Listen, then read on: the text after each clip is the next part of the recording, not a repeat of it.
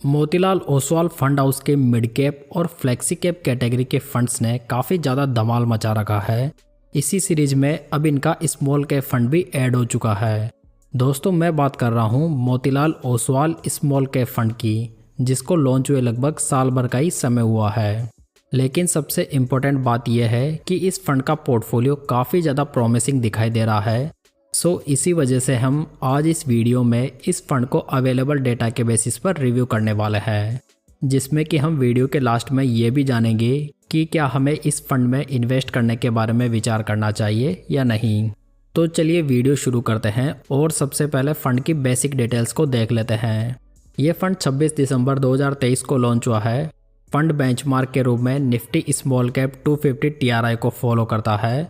Fund का latest AUM देखें तो ये 2832 करोड़ रुपीस हो चुका है, यानी कि फंड को लॉन्च हुए सिर्फ एक ही साल का समय हुआ है और इतने कम टाइम पीरियड में फंड ने काफ़ी अच्छा AUM बना लिया है। इस स्मॉल कैप के डायरेक्ट प्लान का एक्सपेंस रेशो देखें तो ये 0.45% है, वहीं कैटेगरी एवरेज का 0.62% है, यानी कि ये फंड आपको कैटेगरी एवरेज से काफ़ी सस्ता पड़ने वाला है। यदि इस स्मॉल कैप के फंड मैनेजर्स की बात करें तो इसे 2023 से mister Ajay Khandelwal, mister Nikesh Shah, mister Rakesh Sethi और 2024 से मिस्टर संतोष सिंह मैनेज कर रहे हैं। लेकिन दोस्तों, सबसे इम्पोर्टेंट बात यह है कि ये सभी फंड मैनेजर्स वही है जो कि Motilal Oswal mid cap fund और Motilal Oswal flexi cap fund को भी मैनेज कर रहे हैं, जहां पर इन दोनों फंड्स में इन्होंने बेस्ट रिटर्न्स निकाल कर दिए हैं। तो उम्मीद तो की जा सकती है कि ये फंड मैनेजर्स इस फंड से भी बढ़िया रिटर्न्स निकाल पाएंगे। Motilal Oswal small cap fund के डायरेक्ट प्लान ने अपने लॉन्च की डेट से 33.62% के रिटर्न्स बनाकर दिए हैं। वहीं फंड के लास्ट 6 मंथ्स के रिटर्न्स 22.03% के हैं। बेंचमार्क के 11.40% है, वहीं कैटेगरी एवरेज के 13.45% है। फंड की रैंक इन लास्ट 6 मंथ्स में 39 फंड्स में से सेकेंड रही है। तो यहाँ पर सैंपल साइज तो काफ़ी छोटा है, लेकिन फंड ने शुरुआत तो काफ़ी शानदार की है, जिसमें कि फंड ने बेंचमार्क और कैटेगरी एवरेज के रिटर्न्स को बिग मार्जिन से बीट करके दिया है। दोस्तों, इस फंड को लॉन्च हुए काफ़ी कम समय हुआ है, इसकी वजह से इसके रिस्क रेशियोज अवेलेबल नहीं है। तो आगे बढ़ते हैं और हम इस फंड का पोर्टफोलियो देख लेते हैं। इस स्मॉल कैप फंड में नंबर ऑफ स्टॉक्स की बात करें तो ये 41 है। टॉप 10 स्टॉक्स का वेटेज 33.40% है। पोर्टफोलियो का PB रेशो देखें तो ये 6.49 है, वहीं PE रेशो 40.55 है।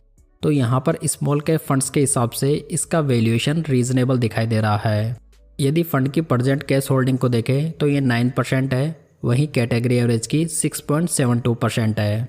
तो यहाँ पर फंड ने अच्छा खासा पोर्शन कैश में भी होल्ड किया हुआ है, मतलब कि फंड मार्केट अपॉर्चुनिटीज़ को लेकर काफ़ी ज़्यादा अलर्ट भी है। यदि फंड का एसेट एलोकेशन देखें तो इन्होंने लार्ज कैप कंपनीज में 4.31% इन्वेस्ट किया हुआ है, मिड कैप कंपनीज में 10.92%, वहीं स्मॉल कैप कंपनीज में 84.78% इन्वेस्ट किया हुआ है। तो यहाँ पर फंड ने कैटेगरी एवरेज के अकॉर्डिंग ही एसेट एलोकेशन लिया हुआ है।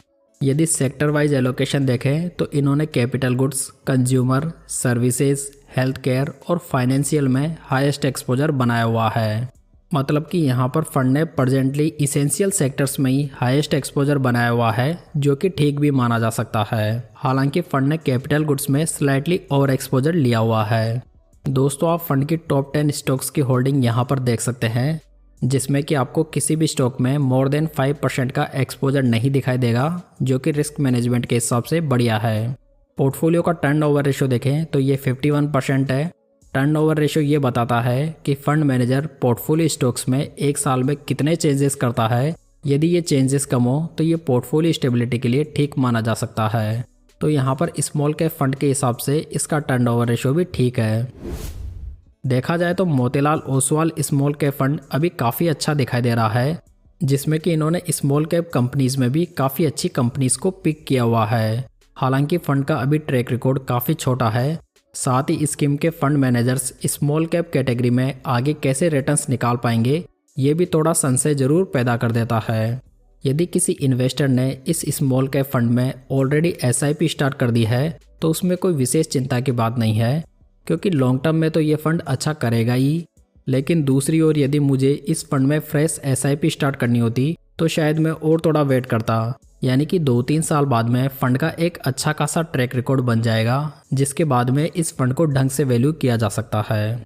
दोस्तों मैं ऐसा इसलिए कह रहा हूँ कि ऐसा नहीं है कि मार्केट में इस फंड के अभी अच्छे ऑल्टरनेटिव अवेलेबल नहीं है। जब हमारे पास में लॉन्ग ट्रैक रिकॉर्ड वाले अच्छे फंड्स अवेलेबल हैं तो मैं फर्स्ट प्रायोरिटी उन्हीं फंड्स को दूंगा। यदि आप best small cap fund for 2025 जानना चाहते हैं तो आप ये वीडियो चेकआउट कर सकते हैं, लिंक आपको आई बटन में मिल जाएगा। तो दोस्तों उम्मीद है आपको ये जानकारी अच्छी लगी होगी। वीडियो पसंद आया हो तो इसे लाइक, कमेंट और शेयर जरूर कीजिएगा। साथ ही इस चैनल को सब्सक्राइब जरूर कर लीजिएगा। तो चलिए दोस्तों फिर मिलते हैं किसी नई जानकारी के साथ।